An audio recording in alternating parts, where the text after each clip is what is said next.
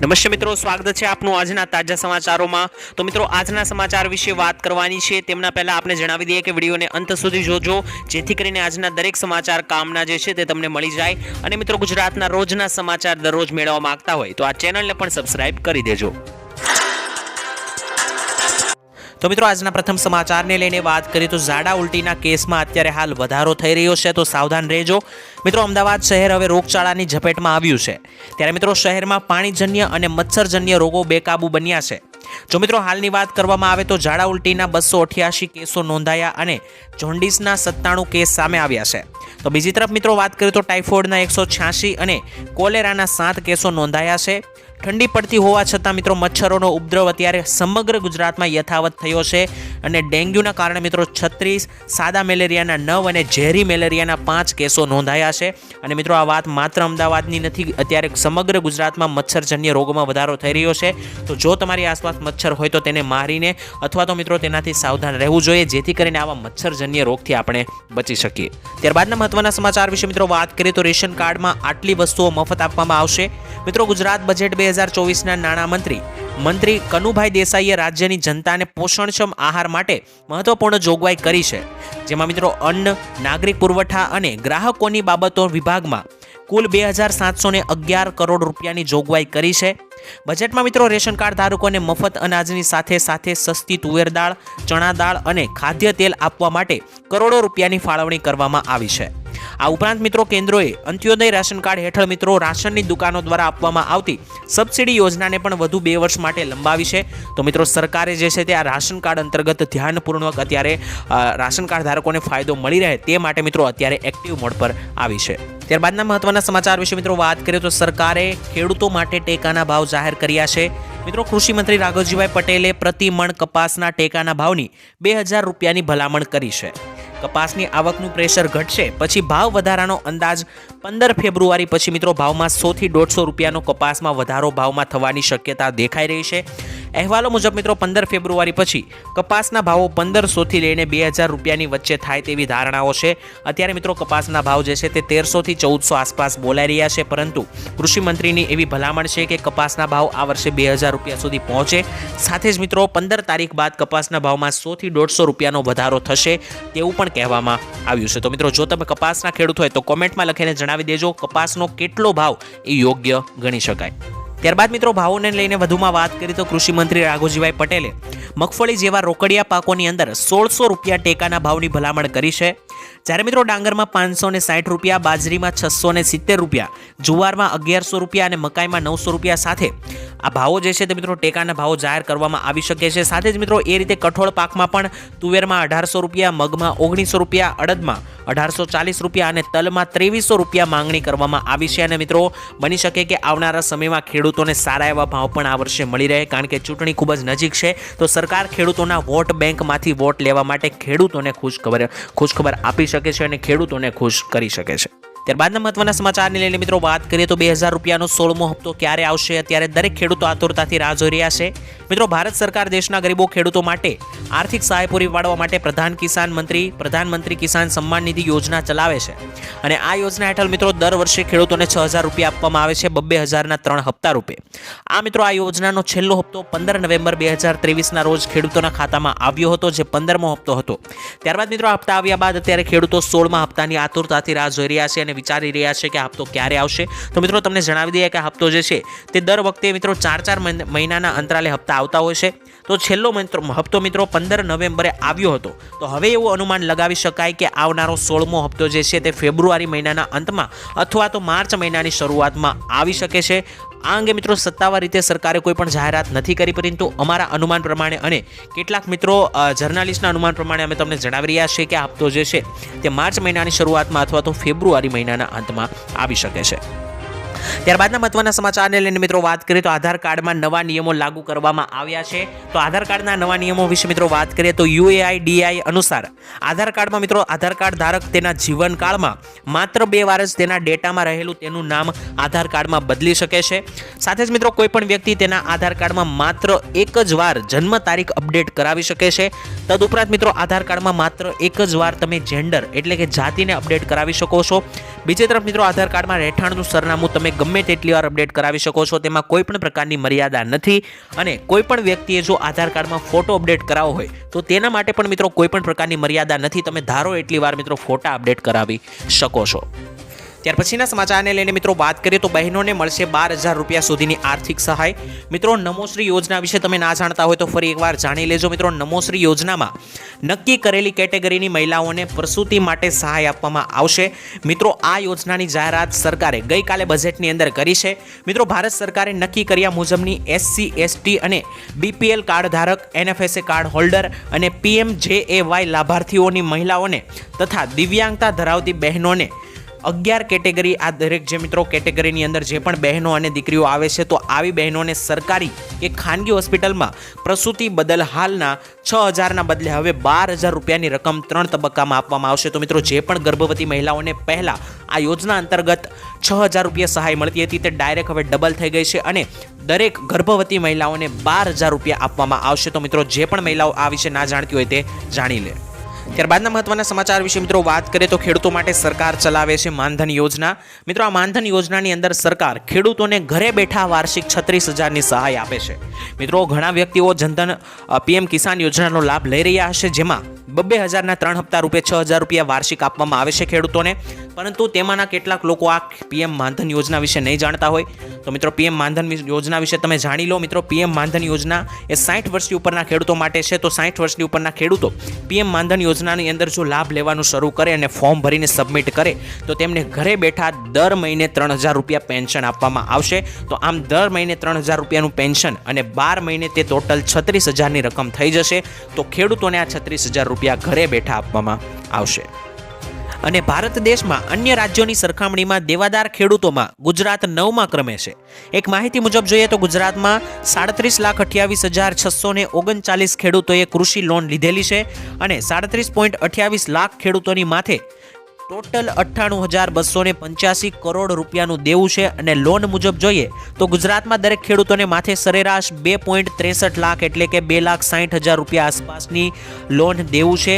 જ્યારે મિત્રો તેલંગાણાની સરકારે લાખ રૂપિયા સુધીનું કૃષિ લોન 15મી ઓગસ્ટના રોજ માફ કરી છે. તો મિત્રો ગુજરાતમાં પણ આ લોન માફ થવી જોઈએ કે નહીં, દેવા માફ થવા જોઈએ કે નહીં, કોમેન્ટમાં લખીને મને જણાવી દેજો. કારણ કે મિત્રો ગુજરાતમાં લોકસભાની ચૂંટણી આવવાને કારણે ફરી એકવાર દેવા માફી અને લોન માફીને મુદ્દો ચર્ચામાં આવ્યો છે.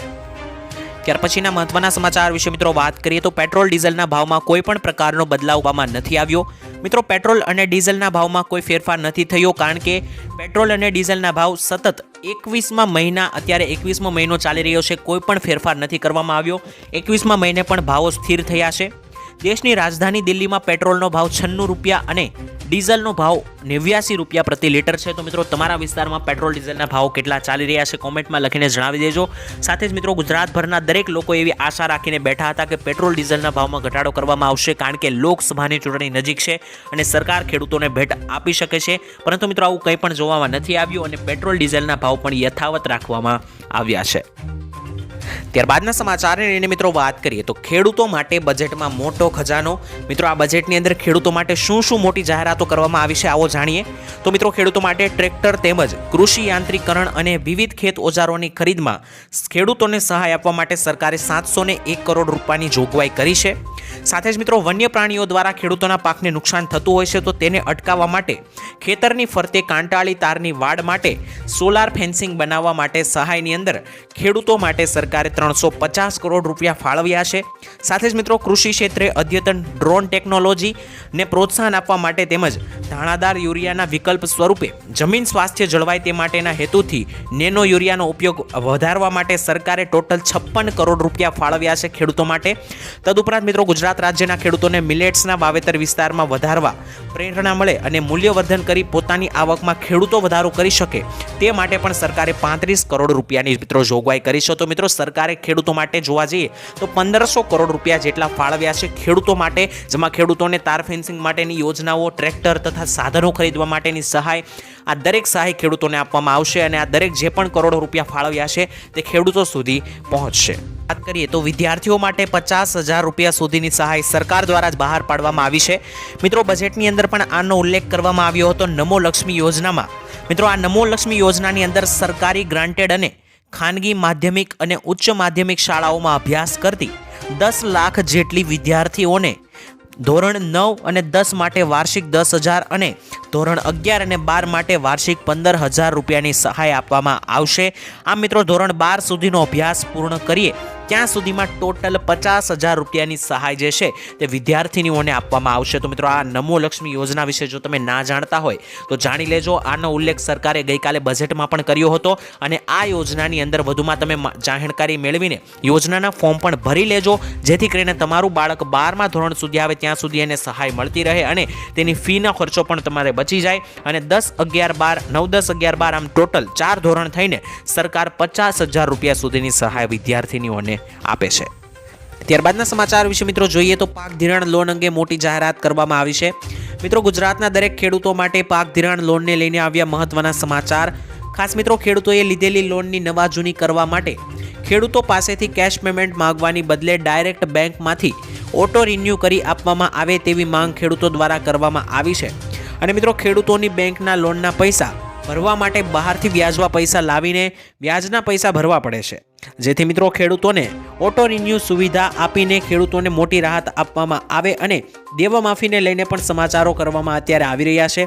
વારંવાર મિત્રો પાક ધિરાણ લોન અને પાક ધિરાણ લોનની સાથે સાથે દેવા માફીના પ્રશ્નો અત્યારે ઊભા થઈ રહ્યા છે, કારણ કે 2024ની મોટી લોકસભાની ચૂંટણી નજીક આવી રહી છે અને આ ચૂંટણી આવતા મિત્રો ખેડૂત મિત્રોના મનમાં પ્રશ્નો ઊભા થઈ રહ્યા છે કે ખેડૂતોએ પાક ધિરાણ લોન પર લીધી છે તો તેમની અંદર તેમને રાહત આપવામાં આવે અને દેવા માફીની અંદર પણ ખેડૂતોને રાહત આપવામાં આવે તેવી માંગો લગાતાર ઉઠવામાં આવી રહી છે. તો મિત્રો ચૂંટણી પહેલા ખેડૂતોનું દેવું માફ થાય છે કે નહીં તે આગળના સમયમાં જોવાનું રહ્યું. ત્યારબાદના મહત્વના સમાચાર વિશે મિત્રો વાત કરીએ તો ઘર બનાવવા સરકાર આપી રહી છે મોટી સહાય. મિત્રો પ્રધાનમંત્રી આવાસ યોજના અંતર્ગત મિત્રો વાત કરીએ તો પંડિત દીનદયાળ ઉપાધ્યાય યોજનાની અંદર સરકાર આપી રહી છે 1,20,000 રૂપિયાની ટોટલ સહાય ઘર બનાવવા માટે.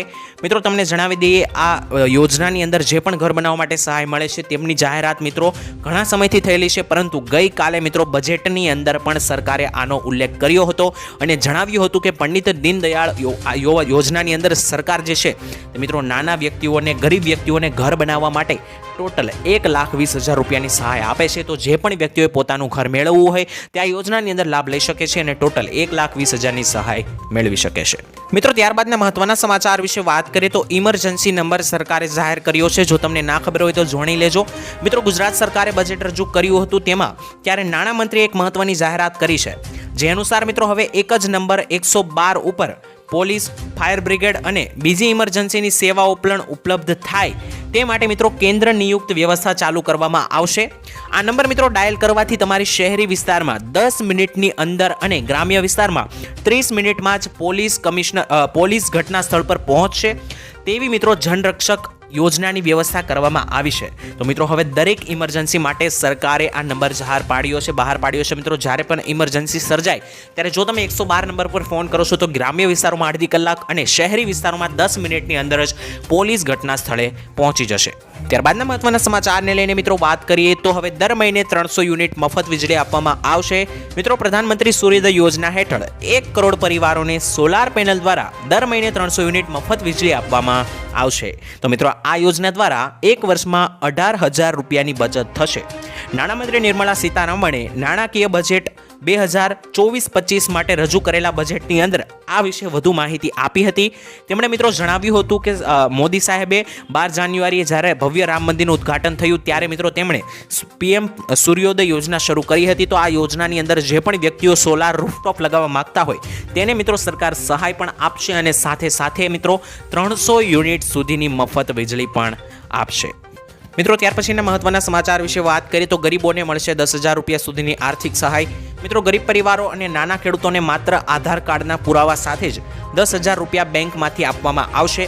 મિત્રો PM સ્વનિધિ યોજના હેઠળ પોતાના વ્યવસાયના ઉપયોગ માટે પહેલા વર્ષે 10,000 અને બીજા વર્ષે 20,000 રૂપિયા સુધીની લોન સરકારી બેંકમાંથી આપવામાં આવશે. જ્યારે મિત્રો સરકારનો આ યોજના ચલાવવાનો મુખ્ય હેતુ એ છે કે નાના પરિવારો આગળ આવી શકે અને મિત્રો પ્રગતિ કરી શકે, સદ્ધર બની શકે, તે માટે સરકાર જે છે તે આ 10,000ની સહાય આપે છે. ત્યાર પછીના સમાચાર વિશે મિત્રો વાત કરીએ તો ગઈકાલે જે રાષ્ટ્રનું બજેટ બહાર પડ્યું ત્યારબાદ મિત્રો અનેક નેતાઓના નિવેદન આવી રહ્યા હતા. તેમાંથી મિત્રો MPના પૂર્વ CM કમલનાથ જે કોંગ્રેસના મંત્રી હતા તેમણે મિત્રો જણાવ્યું છે કે તેમણે મિત્રો એક દુહો શેર કરીને વચગાળાના બજેટની પ્રતિક્રિયા આપી છે. તેમણે મિત્રો કહ્યું કે બડા હુઆ તો ક્યા હુઆ, જૈસે પેડ ખજૂર છાયા નહીં ફળ લાગે અતિ દૂર, એટલે કે મિત્રો બજેટની સ્થિતિ પણ આવી જ છે. મોદી સરકારે 2022માંથી કહ્યું હતું કે 2022 સુધીમાં ખેડૂતોની આવક બમણી કરી દઈશું, પરંતુ મિત્રો મોદી સરકાર આ અંગે કરી નથી શકી, એટલે કે ખેડૂતોની આવક બમણી નથી થઈ, પરંતુ ખેડૂતોની આવક અડધી જરૂર થઈ છે. પ્રધાનમંત્રી દ્વારા મિત્રો 2 કરોડ નોકરીઓ આપવાના વાયદા પર પણ નાણામંત્રીએ કહ્યું કે પ્રધાનમંત્રીએ આ અંગે પણ કશું કર્યું નથી અને આ બજેટ નથી, માત્ર બકવાસ છે, તેવું મિત્રો કોંગ્રેસના મંત્રી કમલનાથે જણાવ્યું હતું ગઈકાલના રાષ્ટ્રીય બજેટની ઉપર.